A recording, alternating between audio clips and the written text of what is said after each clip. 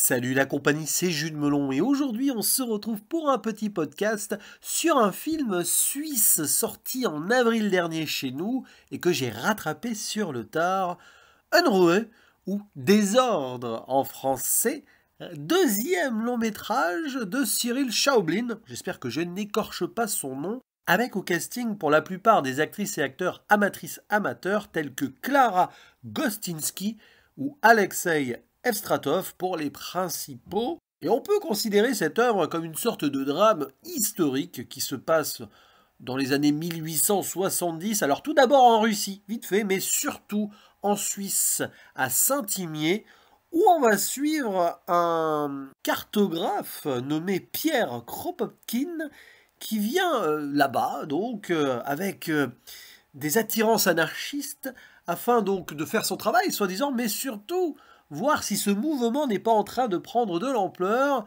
dans un endroit assez improbable, presque suspendu dans le temps, où on fabrique des horloges, et oui, la fameuse horlogerie suisse.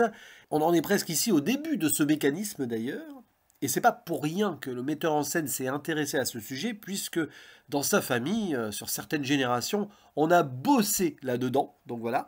Mais qu'est-ce qui va se passer en fait dans le film? J'ai envie de dire pas grand-chose sur le papier, si ce n'est une rencontre entre Pierre et une des ouvrières, Joséphine, qui est régleuse, je crois. Alors pour faire simple, disons qu'elle pose et règle les balanciers qui oscillent à l'intérieur des montres mécaniques qui voient ici le jour vraiment pour la première fois, dans une époque où donc l'anarchisme monte, mais aussi le capitalisme est en train de s'installer, et donc le temps, c'est de l'argent. Clairement, on voit ici ces ouvrières qui sont déjà plus ou moins esclaves de la productivité, où il faut toujours aller plus vite, trouver des stratagèmes pour gagner du temps.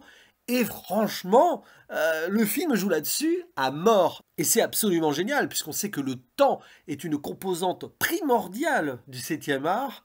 Je pense qu'on tient ici une œuvre assez redoutable, qui va clairement en laisser plus d'un ou plus d'une sur le bord de la route, parce que oui, c'est très posé, presque nonchalant, je dirais par moments, mais plutôt faussement, hein, dans un certain sens, car il se passe énormément de choses en filigrane, alors que la caméra est posée, avec des séquences qui durent, parfois hop, on se rapproche, souvent c'est éloigné, on a les sons d'ambiance, donc de l'horlogerie, de la nature autour, aucune musique extra-diégétique, des gens qui parlent, qui sont dans les discussions politiques, ou forcément sur la rentabilité, ça achète des choses, ça fourmille malgré tout, et pourtant beaucoup de gens imagineraient ici, en voyant cette œuvre, qu'il ne s'y passe rien.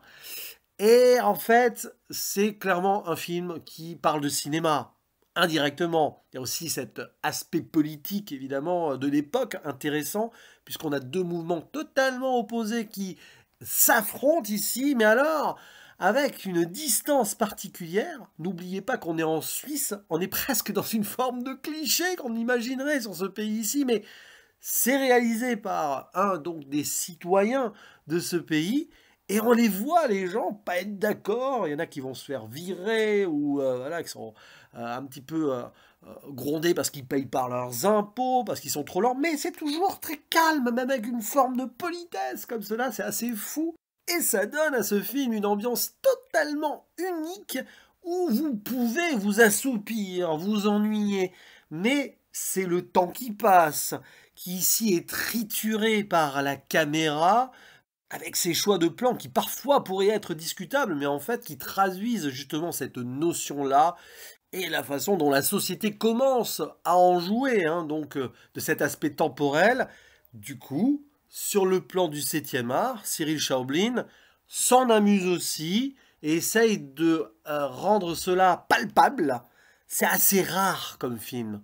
Je pense qu'il a tout compris sur cette idée. Ça fait presque de ce désordre une œuvre théorique par moment. Voilà, on applique quelque chose ici, mais ça fait réfléchir sur comment cette société à l'époque était en train d'évoluer, et on y voit des choses là qui sont les prémices de pas mal de luttes potentielles, mais aussi donc de l'instauration ultime et définitive de ce système capitaliste dans lequel nous sommes aujourd'hui, puisque nous sommes tout le temps pressés à devoir être productifs, etc. Et bien là, à l'époque, c'était quelque chose de nouveau, dans un endroit hyper calme et bucolique, dans un pays où tout est lisse sur le papier, mais derrière, il se passe beaucoup de choses, hein, quand même là. Ouh là là.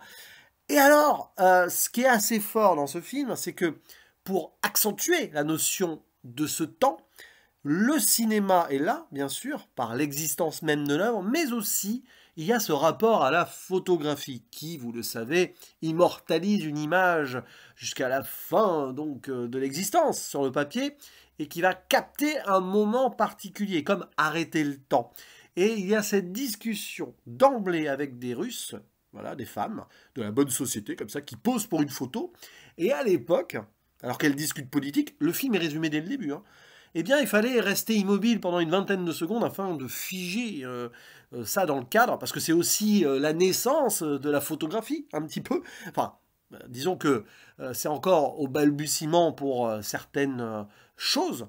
Et là, voilà, dès le début, Cyril Chaoblin, avec cette première scène, capte l'essence du film qu'il va nous proposer derrière. En plus, elle discute autour de ce Pierre Kropotkin qui serait peut-être tombé amoureux d'une image d'une femme qui serait décédée, etc. Donc déjà, il y a cette idée-là, et ça va faire un écho avec la fin, où forcément, dans cette rencontre avec Joséphine, il va y avoir aussi l'immortalisation à travers cet art qui a précédé le cinéma et qui a permis la naissance de celui-ci, quoi. C'est la base, hein, la photographie. Après, bah, c'est 24 images par seconde, hein. Et donc, en voyant le début et en se rendant à la fin, on a l'essentiel des choses, mais il faut vivre l'expérience, savoir laisser couler aussi ce temps et ces effusions très calmes de mouvements qui s'installent dans une forme d'ordre préétabli qui cache donc beaucoup de désordre, d'où le titre, et où le temps commence à avoir une autre signification, puisque en l'enfermant désormais dans ces petites montres, on triture celui-ci. Il y a une construction qui mènera d'ailleurs à l'enracinement dans cette société capitaliste, puisque désormais le temps sera disponible plus facilement à portée de main, quoi. Et c'est ça aussi que le film est en train de dire, la bascule vers une société qui ne s'arrêtera plus jamais de toujours faire plus, tout le temps plus vite, pour l'argent, parce qu'il y a aussi beaucoup de notions d'argent dans le film, hein. On parlait des impôts vite fait là, mais c'est vraiment primordial.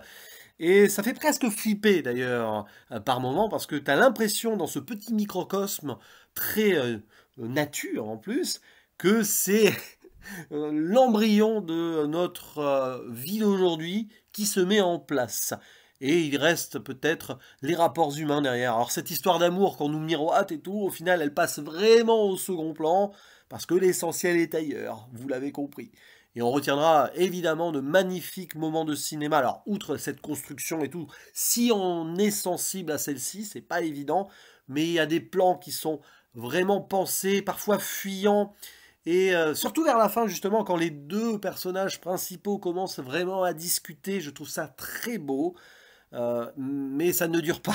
Paradoxalement, justement, parce que la place de l'humain commence à être effritée par ce qui est en train de s'installer sur le plan de la productivité. Et puis, je ne dirais rien de particulier sur la toute fin, mais il se passe un truc qui n'avait pas eu lieu jusqu'ici dans le film. Voilà. Et ce qui fait d'ailleurs de cette conclusion quelque chose d'à la fois ironique et poétique. Franchement, il faut le voir, hein, ce désordre. Et évidemment, c'est pas évident. Et on peut très vite trouver ça vain, je comprends. Mais il faut prendre le temps, justement, d'admirer le temps au cinéma, dans un monde justement où on ne prend plus suffisamment le temps. N'hésitez pas à dire en commentaire ce que vous pensez de ce film si vous l'avez vu, et on en discute. Je vous dis à la prochaine, ciao.